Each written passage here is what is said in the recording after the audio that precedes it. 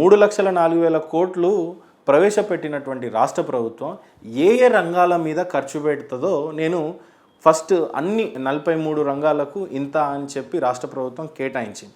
అవన్నీ చదివేసిన తర్వాత దాని మీద స్పష్టమైన విశ్లేషణ చేసే ప్రయత్నం అయితే చేద్దాం. ప్రధానంగా సంక్షేమం గురించి మాట్లాడాలి అని అంటే ఎస్సీ ఎస్టీ బీసీ సంక్షేమాల గురించి ప్రధానంగా మాట్లాడాలి. అయితే ఈసారి రాష్ట్ర ప్రభుత్వం ప్రధానంగా ఎస్సీ సంక్షేమం గురించి అత్యధికంగా ఖర్చు పెట్టినట్టు కనపడతా ఉంది. దాని తర్వాత ఎస్టీ, ఆ తర్వాత బీసీ, ఆ తర్వాత మైనారిటీ.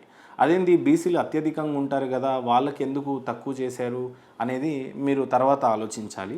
బట్ నేను ఫస్ట్ ఏ ఏ సంస్థలకు లేదా ఏ ఏ సెగ్మెంట్లలో ఎంత బడ్జెట్ని అలోకేట్ చేశారు అంటే ఈ 3,04,000 కోట్లను ఎలా అలోకేట్ చేశారో ఒకేసారి చదివి మీకు వినిపించేస్తాను. దాని తర్వాత ముందు ఏ సంస్థకి ఎంత పెట్టుంటే బాగుండేది, గత ఏడాది ఎంత పెట్టారు, నిజంగానే పెట్టినటువంటి ఆ బడ్జెట్లో సపోజ్ ఇప్పుడు ఎస్టీ సప్లాన్ నిధుల గురించి, ఎస్టీ సంక్షేమాల గురించి, బీసీ సంక్షేమం గురించి సపోజ్ 10,000 కోట్లు ఖర్చు పెడతాము అని చెప్పేసి అని అంటే ఆ బీసీ సంక్షేమం గురించి నిజంగానే 10,000 కోట్లు ఖర్చు పెట్టారా, పెట్టలేదా, అండ్ గత ఏడాది ఎంత చెప్పారు, ఎంత ఖర్చు పెట్టారు, ఇట్లా అన్ని రంగాల గురించి స్పష్టంగా మాట్లాడేటువంటి ప్రయత్నం అయితే చేద్దాం.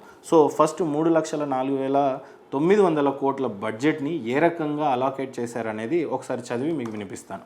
ఎస్సీ సంక్షేమం 40,232 కోట్లు, ఎస్టీ సంక్షేమం 17,169 కోట్లు, బీసీ సంక్షేమం 11,405 కోట్లు, మైనారిటీ సంక్షేమం 3,591 కోట్లు, చేనేత రంగం 371 కోట్లు, పరిశ్రమలు 3,527 కోట్లు, ఐటీ శాఖ 774 కోట్లు, పర్యాటక రంగం 775 కోట్లు, క్రీడా రంగానికైతే 465 కోట్లు, అటవీ పర్యావరణ శాఖ 1,023 కోట్లు, 6 గ్యారంటీల కోసం 56,084 కోట్లు, రైతు భరోసా 18,000 కోట్లు, చేయూత 14,861 కోట్లు, ఇందిరమ్మ ఇల్లు 12,571 కోట్లు, మహాలక్ష్మి ఆర్టీసీ బస్ కోసం 4,305 కోట్లు, రైతు బీమా 1,589 కోట్లు, పురపాలక రంగం 17,677 కోట్లు, పంచాయత్ రాజ్ శాఖ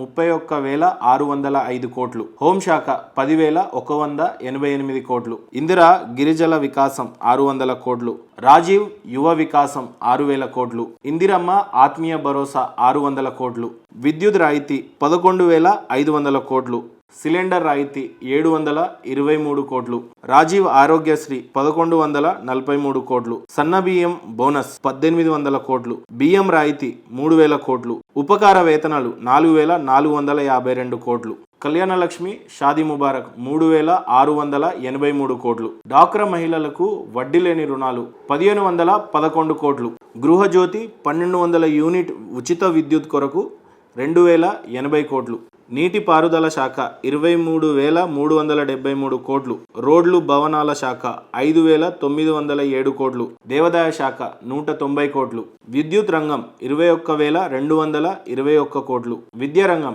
23,108 కోట్లు, వైద్య రంగం 12,393 కోట్లు, వ్యవసాయ శాఖ 24,439 కోట్లు, పశు సంవర్ధకం 1,674 కోట్లు, పౌర సరఫరా శాఖ 5,734 కోట్లు, కార్మిక శాఖ 900 కోట్లు, మహిళా శిశు సంక్షేమ శాఖ 2,862 కోట్లు. అయితే శాఖల వారీగా చూసినట్లయితే 3,04,900 కోట్లను ఏ రకంగా కేటాయించారో ఆ విషయాలు అయితే మీరు చూశారు. అయితే ఇంకా ఇన్ డీటెయిల్గా వెళ్ళబోయే ముందు 3,04,000 కోట్ల బడ్జెట్ని అయితే రాష్ట్ర ప్రభుత్వం ప్రవేశపెట్టింది. అయితే 3,04,000 కోట్లను ఏ రకంగా సమకూర్చుకుంటుంది, ఏ రకంగా సంపాదించుకుంటుంది అది మీకు అర్థం కావడానికి చాలా సింపుల్గా ట్యాక్స్ రూపంలో 1,45,000 కోట్లు గవర్నమెంట్కి ఈ సంవత్సరం లోపల అంటే వచ్చే ఏడాది లోపల ట్యాక్స్ రూపంలో వచ్చే ఆదాయం 1,45,000 కోట్లు గవర్నమెంట్ ఎక్స్పెక్ట్ చేస్తుంది. అలాగే ట్యాక్స్ కాకుండా ఇతర ఆదాయాలు ఏ రకంగా వస్తాయి అని ఎక్స్పెక్ట్ చేస్తుంది అని అంటే 31,000 కోట్లు, అంటే స్టాంప్స్ అండ్ డ్యూటీస్ రూపంలో 31,000 కోట్లు. అలాగే కేంద్ర ప్రభుత్వం నుంచి ట్యాక్స్ రూపంలో వచ్చేది 29,000 కోట్లు. అలాగే గ్రాంట్ల రూపంలో వచ్చేటువంటి ఆదాయం 22,000 కోట్లు. ఇక ఫైనల్గా బట్టి విక్రమార్క గారు ముందే బడ్జెట్ ప్రవేశపెట్టేటప్పుడు చెప్పింది ఏంటంటే 68,000 నుంచి 70,000 కోట్ల వరకు అప్పు చేస్తాము అని. అంటే ఎటు చూసినా 2,98,000 కోట్లు, అంటే ఆల్మోస్ట్ 3 లక్షల కోట్ల బడ్జెట్కి అయితే రాష్ట్ర ప్రభుత్వము రీచ్ అయ్యేటట్టు కొడుతుంది. అంటే 3,04,000 కోట్లను ఏ రకంగా సంపాదిస్తామని ప్రభుత్వం చెప్పిందో చాలా స్పష్టంగా చేశాను. ఇంకా స్పష్టంగా చెప్పాలంటే రాష్ట్ర ప్రభుత్వం దగ్గర 2 అంశాలు ఉంటాయి. అంటే రెవెన్యూ ఏ రకంగా సంపాదించోదాన్ని, ఒకటి ట్యాక్స్ రూపంలో, రెండోది ట్యాక్స్ కాకుండా ఇతర ఆదాయాలు 2. అట్లాగే స్టేట్ కాకుండా సెంట్రల్ నుంచి వచ్చే ఆదాయాలు 2, అంటే టోటల్ 4 కదా. స్టేట్ గవర్నమెంట్కి ఏమో 2 ట్యాక్స్ రూపంలో ఇతరత ఆదాయాల నుంచి వచ్చేది.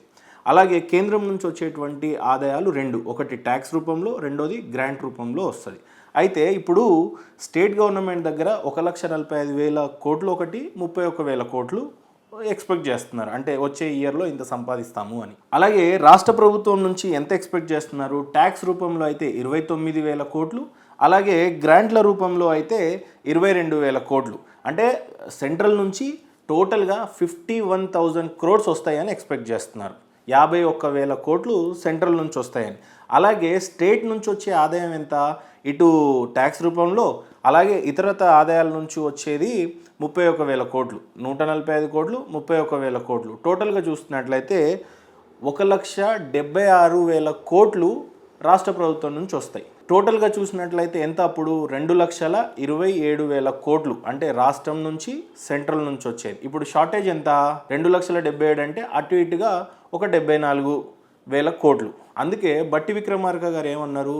మేము 3,04,000 కోట్ల బడ్జెట్ని అచీవ్ చేయడానికి ఇంకో 70,000 కోట్లు అప్పు చేస్తాము అని అన్నారు. సో అట్లా 3 లక్షల కోట్లకి ఇప్పుడు రేవంత్ సర్కార్ అనేది అచీవ్ చేయనుంది.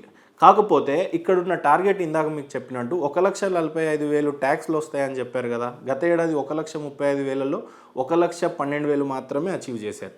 అంటే 26,000 కోట్లు అచీవ్ చేయలేకపోయింది రాష్ట్ర ప్రభుత్వం.